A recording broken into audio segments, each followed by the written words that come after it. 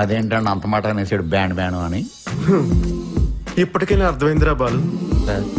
నిజం చెప్తే ఈ పాడులోకం అర్థం చేసుకోదురా. ఓ గుండె బండరాయి చేసుకో. నేను డ్రైవింగ్ చేసుకొస్తాను. అలాగే సార్.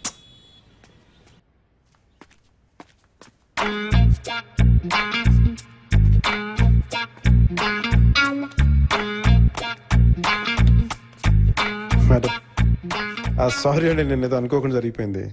యాక్చువల్ మన మూర్తి గారు లేరండి, అకౌంటెంట్ మూర్తి గారు. ఆయన రాంగ్గా గైడ్ చేస్తే జరిగింది అలా.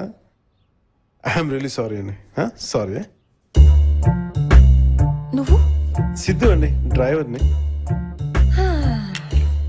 చూడమ్మా సిద్ధు, ఇప్పుడు ఆ కుర్చీ నా కాలికి తగిలిందనుకో, దాన్ని ఫోటో తీసి నా బెడ్రూమ్ లో పెట్టుకుని ఎలాగైనా దాని మీద రివెంజ్ తీర్చుకోవాలని కక్ష కడతామా? అబ్బా, ఆఫ్టర్ కుర్చీల మీద కక్ష ఎందుకు కడతామండి? కదా, నాకు నువ్వు కూడా అంతే.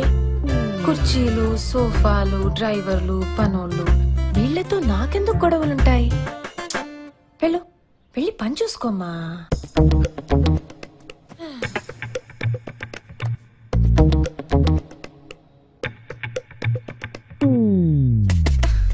పిన్ని, గీజర్ పనిచేయట్లేదు. తెలుసు, ఎందుకు? కరెంట్ లేదు. నాకు వేడి నీళ్ళు కావాలి. రెడీ. టవ్వలో ఉన్నాను, పంపించు. పనిలో ఉన్నాను, కుదరదు. పిన్ని తేకపోతే నేను ఒప్పుకోను. నీ మొగుడు వచ్చి తెస్తాడు.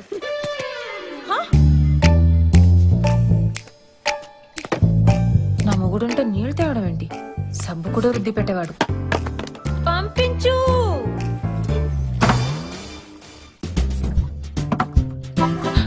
నువ్వేంటి? కింద బకెట్ ఉంది కదా అని. ఉంటే తెచ్చేస్తావా? జాయిన్ అయినప్పుడు ఏ పేరెంట్ చేయమన్నారు కదండి, అందుకని. అంటే మర్డర్ చేయమంటే చేసేస్తావా?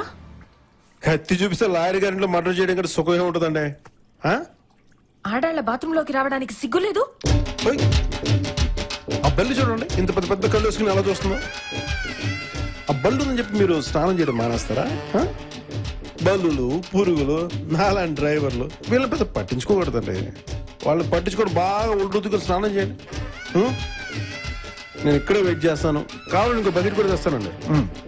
నాతో వాచ్ చేస్తున్నావా? నాతో వారం రోజుల ఇంట్లోంచి పారిపోయేలా చేస్తాను.